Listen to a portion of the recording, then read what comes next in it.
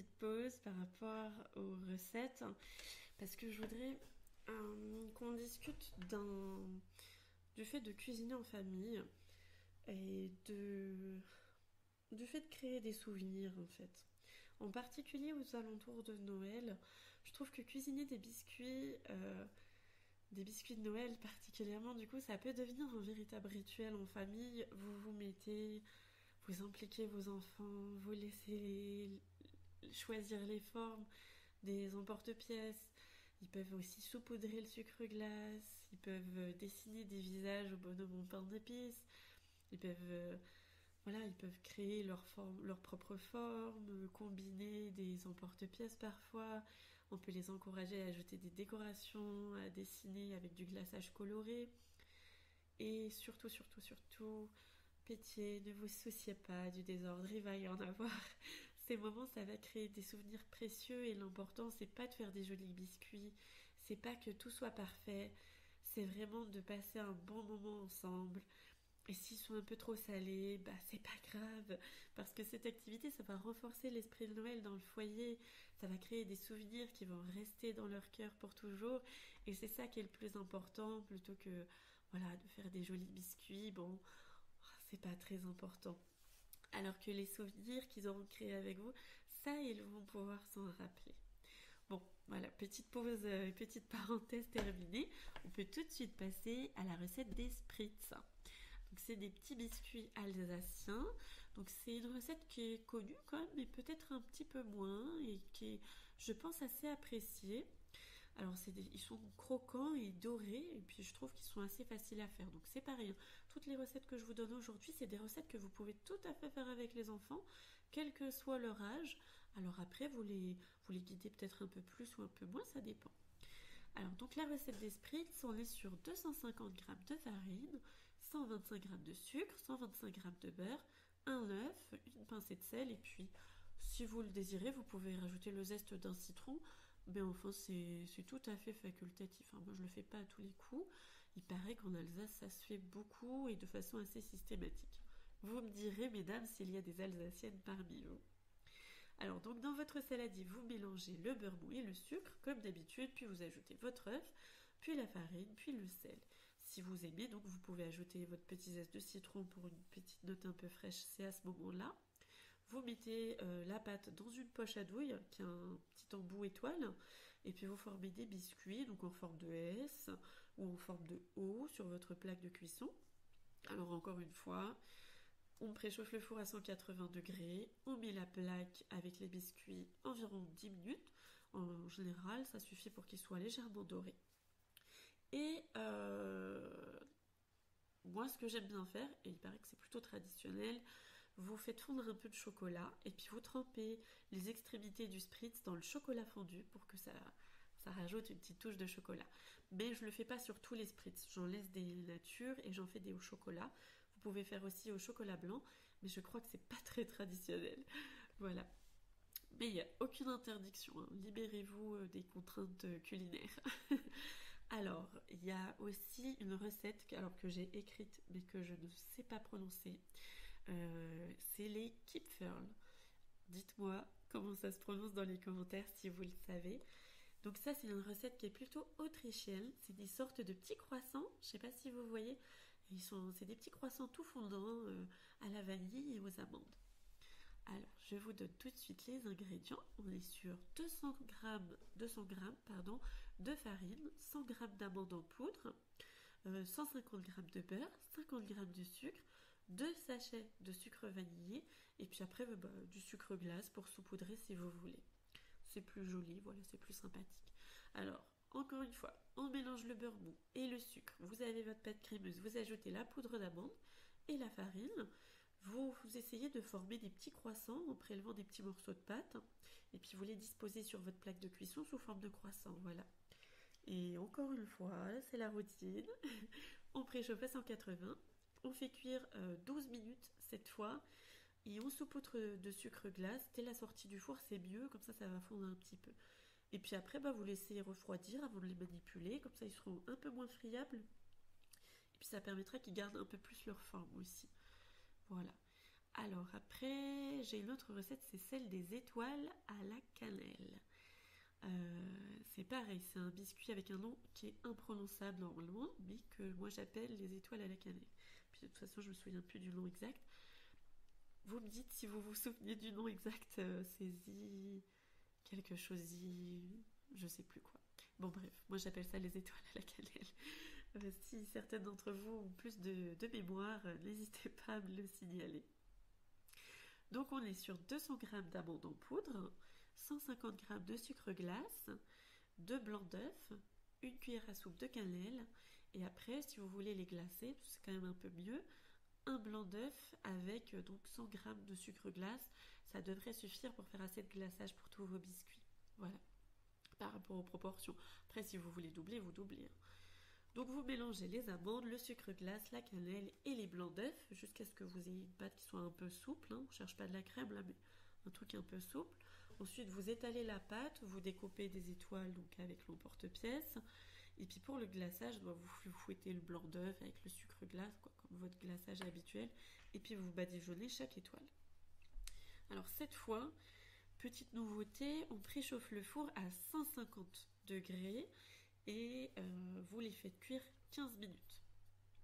Alors, sur le moment, ils vont être un peu croquants, c'est un choix, mais si vous les laissez 1 ou 2 jours, ils vont être un peu plus moelleux. En général, c'est plus apprécié par les enfants quand ils sont un peu moelleux. Donc à vous de voir. Voilà, vous pouvez les préparer d'avance et attendre 1 ou 2 jours. Et puis, ou alors les déguster tout de suite, c'est vous qui voyez. Alors, passons tout de suite à la prochaine recette, c'est celle des spéculoos. Alors, ça c'est une recette, je crois que les spéculoos c'est belge à la base, mais j'en sais rien. Dites-le moi en commentaire ce qu'il en est si vous le savez, moi je l'ignore. Donc les spéculoos, donc c'est des biscuits pour celles et ceux qui ne savent pas, c'est croquant, c'est épicé, ça a un goût de cannelle. C'est parfait avec une petite tasse de café, une tasse de thé ou pour les enfants du lait chaud, c'est très bien. Alors, 250 g de farine, 125 g de beurre, 150 g de cassonade, un œuf, une cuillère à café de cannelle, une demi-cuillère à café de noix de muscade et de clous de girofle en poudre. Vous mélangez les deux. Et une pincée de sel. Je dis les ingrédients un peu vite aujourd'hui, mesdames, parce que je me suis rendu compte que depuis que je fais les rediffusions sur YouTube, vous pouvez tout à fait mettre pause à la vidéo et comme ça vous avez le temps de noter les ingrédients. Donc ne paniquez pas si pendant que vous êtes dans le live vous n'entendez pas tous les ingrédients. Je l'ai dit plus vite que d'habitude, c'est pour gagner du temps parce qu'à chaque fois sinon ça dure des heures l'épisode. Mais sachez que cet épisode sera retransmis sur YouTube et que vous pourrez le réécouter autant que vous voulez. Voilà, donc il n'y a pas de problème. Vous tranquillisez. Vous pourrez réécouter la liste des ingrédients aussi bien que les instructions. Donc vous mélangez la cassonade et le beurre mou, vous incorporez votre œuf, vous ajoutez vos épices, puis la farine, puis le sel pour avoir une pâte qui est un peu homogène. Ensuite vous formez une boule et vous la laissez reposer au frais à peu près 30 minutes. Puis ensuite vous étalez votre pâte, vous découpez des formes avec vos emporte-pièces. Et encore une fois, un peu comme d'habitude, on préchauffe à 180 et on enfourne pour 10 à 12 minutes selon la chaleur de votre four et puis ce que vous voulez obtenir. Alors les spéculoos, ça se conserve très bien. C'est vraiment parfait pour préparer plusieurs jours à l'avance. Là, pour le coup, vous les mettez dans une petite boîte et ils se conservent même à l'extérieur du frigo très très longtemps. Donc allez-y, préparez vos spéculoos, c'est idéal pour Noël si vous avez des gens qui apprécient beaucoup les biscuits très épicés comme ça. Et je crois que c'est notre dernière recette, c'est celle des brédélés. Alors, c'est encore un biscuit alsacien, je n'ai aucune origine alsacienne, mesdames, mais j'aime beaucoup leur recette, il faut croire. Alors, donc, si vous venez d'Alsace, merci beaucoup. Donnez-nous des nouvelles recettes qu'on ne connaît pas, parce que je vais sans doute les apprécier très fortement. Donc, dédicace à toutes les femmes qui sont en Alsace. Et les hommes aussi, pourquoi pas. Alors, donc, on peut les déguster, on peut les déguster tout au long de la période de l'Avent, en fait, les brédélés. C'est pas juste pour le jour de Noël. Donc, la recette, encore une fois, elle est assez simple. C'est pour ça, là, je vous donne que des recettes très très simples que vous pouvez faire avec les enfants. Donc 250 g de farine, 125 g de beurre, 100 g de sucre, un œuf, une cuillère à café de levure chimique, et puis un zeste de citron ou d'orange, même si vous voulez. C'est pas obligatoire, mais ça peut toujours donner une petite dimension supplémentaire à votre biscuit. Alors c'est la routine, on mélange le sucre, le beurre, on ajoute l'œuf, puis la farine, puis la levure, et puis vous formez une boule, vous laissez reposer au frais, un peu autant que vous voulez en fait, hein. Sur les brédélés, j'ai pas de recommandation particulière. Et puis quand vous sentez qu'elle est un peu plus malléable et prête, vous l'étalez, en général une demi-heure peut-être, je sais pas, à vous de juger. Ça dépend peut-être aussi de la température à laquelle vous réglez votre frigo. Donc vous étalez, vous découpez des formes variées, puis vous faites cuire, alors 180 encore, préchauffé, et on fait cuire à peu près 10 minutes. Voilà. C'est possible de glacer des brédélés, c'est très bon. Ou alors vous pouvez rajouter des petites perles de sucre pour les rendre un peu plus festifs dessus. Voilà. Je voudrais faire un dernier point avant qu'on termine. Parce que vu que c'est bientôt la période de Noël, euh, je trouve que ça peut être intéressant de penser à offrir des biscuits faits maison en tant que cadeau. Je sais que ça se fait parfois outre-Atlantique, mais ça serait bien qu'on le fasse aussi nous de notre côté parce que c'est quelque chose qui va pas rester sur les bras de la personne, qui peut-être n'apprécie pas les mêmes choses que nous. C'est quelque chose qui va faire plaisir, qui va être économique, écologique, tout ce que vous voulez. Et puis qui a le goût de la tradition, le goût des choses faites maison et c'est toujours appréciable.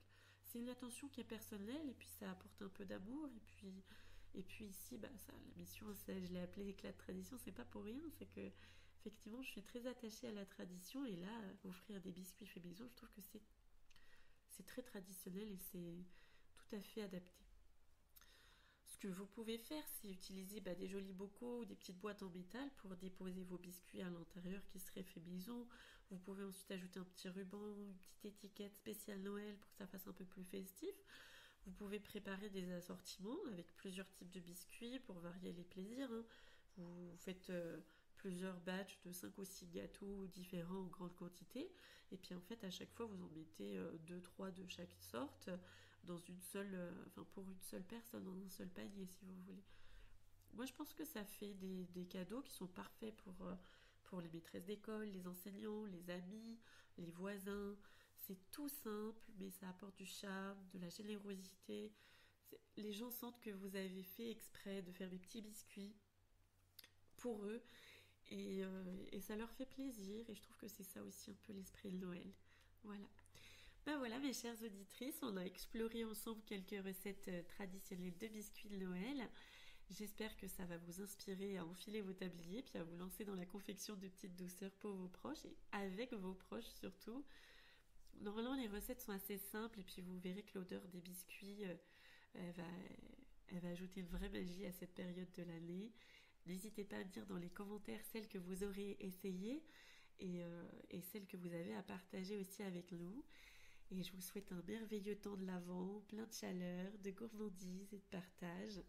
Merci pour votre écoute et puis à très bientôt pour un autre épisode d'Éclat de tradition. Bonjour et bienvenue donc dans ce nouvel épisode de l'émission Éclat de tradition. Aujourd'hui nous allons plonger dans l'ambiance de Noël, donc avec un sujet gourmand et réconfortant, les biscuits de Noël traditionnels. Alors ces petites douceurs sont parfaites pour partager des moments en famille, pour décorer la maison ou même à offrir comme cadeau comme on l'avait vu dans l'épisode du cœur du foyer dernier. Alors, préparez vos tabliers parce que je vais vous dévoiler des recettes classiques avec quelques astuces pour réussir ces biscuits délicieux. Surtout que vous pouvez facilement les décorer et qui sont pleins de saveurs authentiques. Alors, préparez aussi vos papiers, vos crayons parce que je vais vous donner plein de recettes.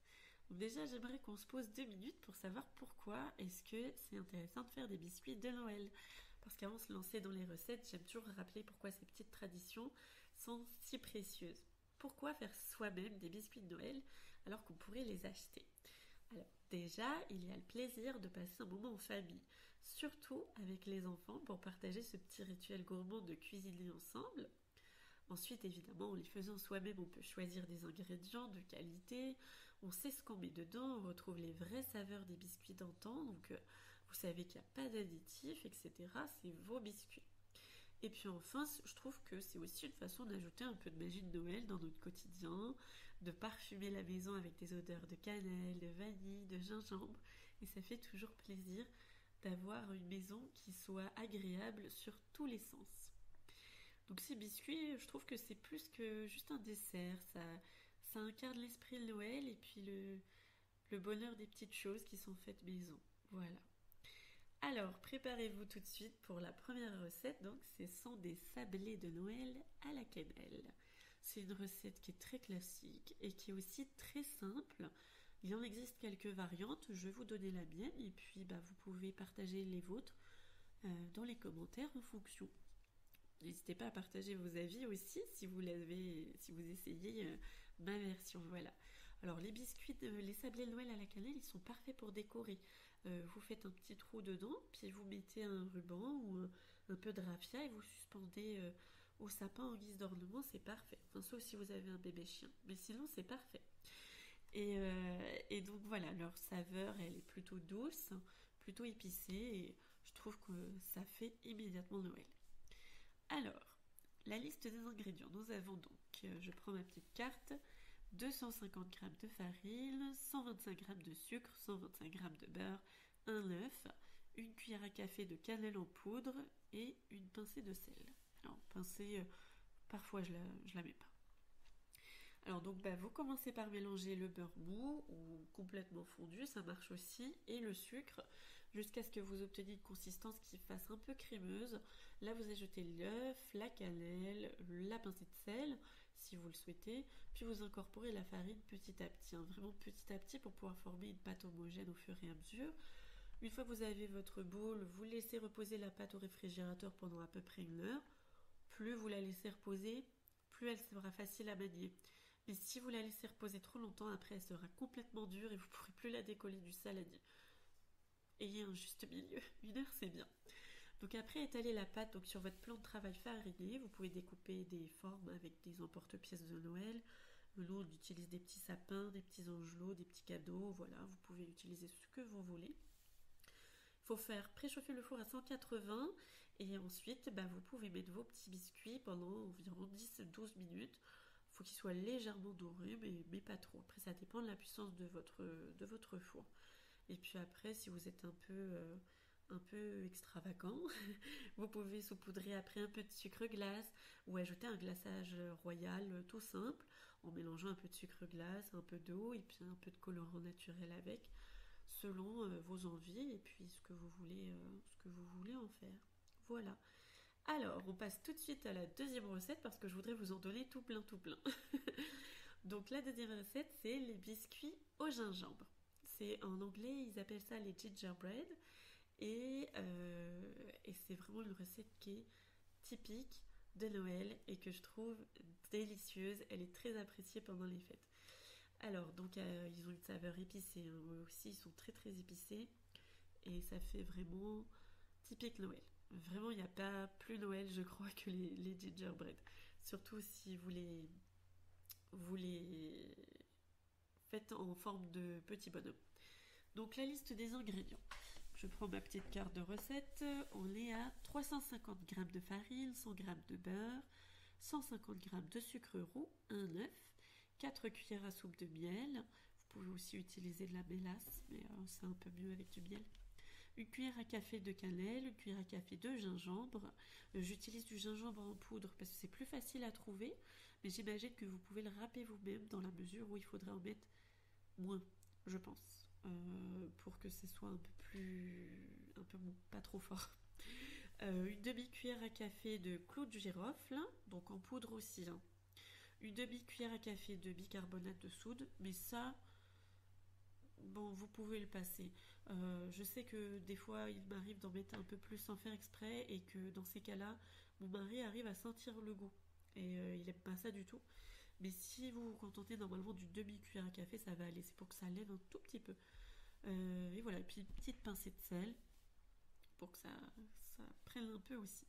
Alors, maintenant qu'on a nos ingrédients, donc dans un grand bol, donc où votre saladier, vous mélangez votre beurre, votre sucre roux jusqu'à ce que vous avez un peu une texture crémeuse. Encore une fois, vous ajoutez l'œuf, le miel, les épices.